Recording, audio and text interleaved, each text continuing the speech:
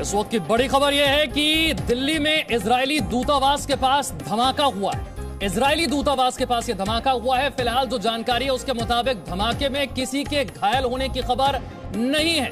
विजय चौक से बेहद करीब, सिर्फ 1.5 किलोमीटर की दूरी पर विजय चौक, यानी कि इस वक्त जहां पर बीटिंग द रिट्रीट कार्यक्रम चल रहा है, जिसकी सीधी तस्वीरें हम आपको अब से कुछ क्षणों पहले दिखा रहे थे, उसी बीटिंग द रिट्रीट कार्यक्रम से महज 1.5 किलोमीटर की दूरी पर इजरायली दूतावास के बाहर यह धमाका हुआ है। अभी तक जो खबर है उसके मुताबिक किसी के हताहत होने की खबर नहीं है। यह धमाका हुआ है, कुछ गाड़ियों को नुकसान हुआ है, लेकिन किसी के हताहत होने की खबर नहीं है।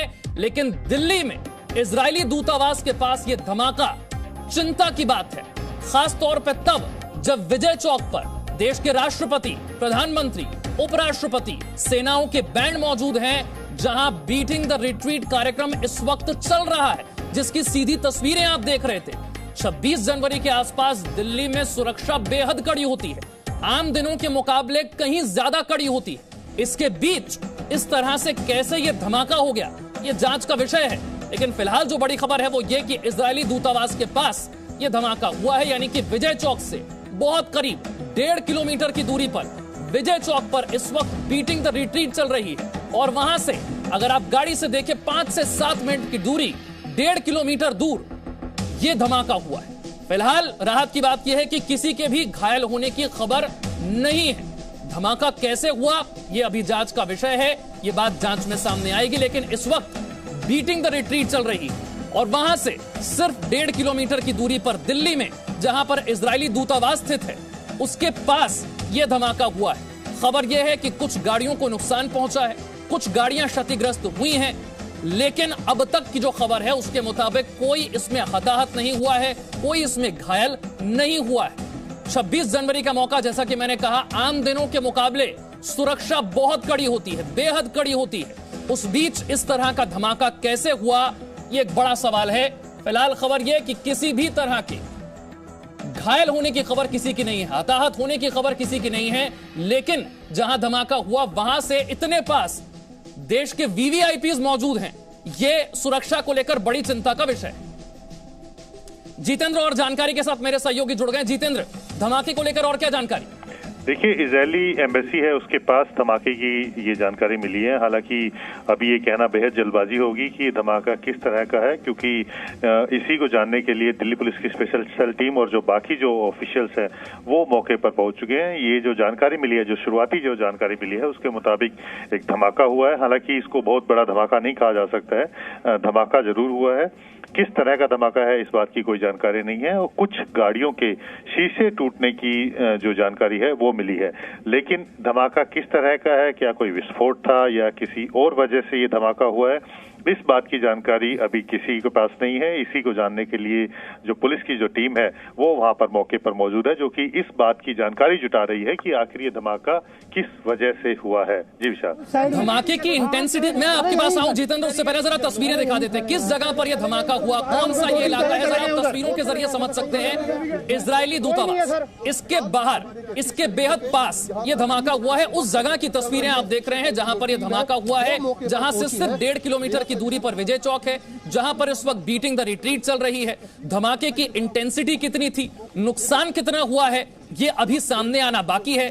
लेकिन जिस वक्त दिल्ली में बीटिंग द रिट्रीट चल रही हो, वहां से इतनी कम दूरी पर यह धमाका सुरक्षा को लेकर चिंता जरूर खड़ी करता है। जितेंद्र का मैं रुख करूंगा। जितेंद्र, जो तस्वीरें हम देख रहे हैं, जरा बताइए विजय चौक से कितना नजदीक ये इलाका, धमाके की इंटेंसिटी कितनी थी? देखिए विशाल, अगर विजय चौक से बात करें कि विजय चौक में इस समय क्योंकि बीटिंग रिट्रीट चल रही है और वहां पर राष्ट्रपति से लेकर के सभी जो बड़े जो मंत्री हैं वो वहां पर मौजूद है, जैसे खुद प्रधानमंत्री, उपराष्ट्रपति, रक्षा मंत्री और बाकी जो कैबिनेट के जो मंत्री हैं, उसके अलावा जो दूसरे बड़े ऑफिशियल्स हैं वो सब वहां पर मौजूद हैं। और अगर विजय चौक से हम इजराइल एम्बेसी की बात करें तो करीब 1.5 से 2 किलोमीटर की दूरी हम इसको कह सकते हैं, जो अगर हम रेडियस के हिसाब से करें। और जो जानकारी मिली है, अबुल कलाम जो रोड है उस पर ये जानकारी मिली थी और वहीं से इस बात की कॉल की गई थी कि यहाँ पर एक धमाका हुआ है और कुछ गाड़ियों के शीशे टूटे हैं। जो हमारे दर्शक तस्वीरों में देख भी पा रहे हैं, फायर ब्रिगेड की गाड़ी वहां पर मौजूद है। इसके अलावा बाकी जो ऑफिशियल है वो भी वहां पर मौजूद है और इस बात की जानकारी जुटा रहे हैं कि किस तरह का ये धमाका, क्योंकि अगर तस्वीरों में भी आप देखेंगे तो कोई बहुत बड़ी इंटेंसिटी वाला ये धमाका नहीं है, लेकिन धमाके की कई वजह हो सकती है, कई कारण हो सकते हैं, लेकिन किस वजह से ये धमाका हुआ ये कहना बेहद जल्दबाजी होगा। क्योंकि अगर हम इस पूरे समय को देखें तो 26 जनवरी से लेकर के 29 जनवरी तक जो सिक्योरिटी होती है वो काफी हाई अलर्ट पर होती है, क्योंकि हर एक जगह को चेक किया जाता है और जहां पर ये धमाका हुआ है इजराइल एम्बेसी के पास, ये अपने आप में ही बेहद जो सिक्योर इलाका इसको कहा जा सकता है। हालांकि ये बात जरूर है विशाल कि इससे पहले भी कुछ साल पहले भी एक गाड़ी के अंदर इजरायली एम्बेसी की गाड़ी जो थी उसके पीछे किसी ने एक छोटा सा जो है उसको विस्फोटक लगा दिया था, जिसकी वजह से गाड़ी के अंदर धमाका हुआ था और वो भी प्रधानमंत्री निवास के पास हुआ था। लेकिन उसको लेकर के काफी सारी चल रही थी कि दो अलग अलग देशों में जो आपस में तनातनी चल रही थी इजराइल और फिलिस्तीन के अंदर, तो उसी वजह से इजराइल को टारगेट किया गया था भारत के अंदर एम्बेसी के जो लोग काम करने वाले थे। लेकिन आज वाले धमाके को किससे जोड़ा जाए ये अभी साफ नहीं है और किस तरह का ये धमाका हुआ है इस बात की भी कोई जानकारी नहीं है। और धमाका जितने मैं आपके पास आऊंगा, मनीष भी मेरे साथ जुड़ गए। हम तस्वीरें देख रहे हैं मनीष, बैरिकेटिंग की गई है, इलाके को कॉर्डन ऑफ कर दिया गया है, बड़ी संख्या में पुलिस बल, सुरक्षा बल वहां पर मौजूद है। फिलहाल क्या स्थिति है वहां पर?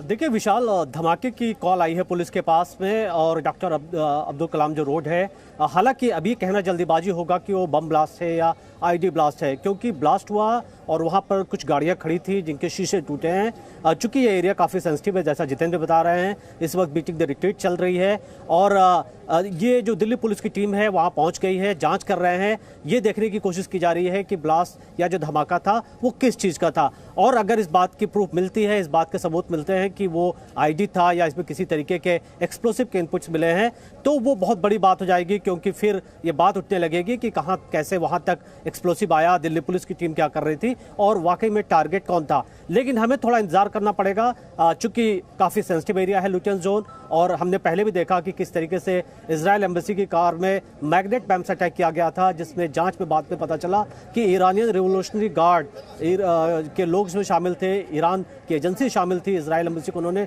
टारगेट किया था। लेकिन ये जगह बंगला नंबर 5, हमारे पास जो जानकारी आ रही है कि ये बंगला नंबर 5 वहाँ पर है डॉक्टर कलाम रोड पे, उसके पास में जो जहाँ पैदल लोग चलते हैं वहाँ पे ये धमाके की आवाज़ सुनी गई है, धुआं देखा गया, शोर देखा गया। उसके बाद पुलिस को कॉल की गई और पुलिस की टीम वहाँ पहुँची हुई है। लेकिन इजराइल एम्बेसी थोड़ा वह काफ़ी दूर है, इजराइल एम्बेसी का 3 नंबर जहाँ तक है तो काफ़ी डिस्टेंस है और सारे एम्बेसीज उसके आसपास है, इसलिए जाहिर तौर पे बहुत बड़ी बात हो जाएगी।